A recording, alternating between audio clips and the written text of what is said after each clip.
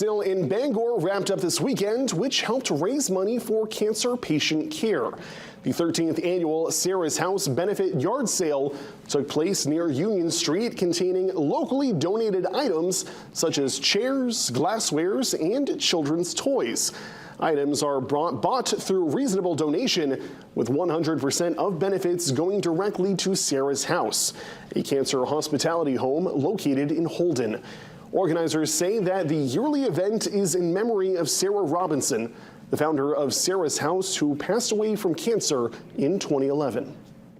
I think Sarah would be looking down and be very, very happy at keeping her memory alive and everything that has been happening, and seeing how this gets bigger and bigger every year. We have some people who are very generous, and it's very heartwarming. Levesque also says that this year's benefit yard sale has been their biggest yet. Those who are looking to donate can visit sarahshouseofmaine.org.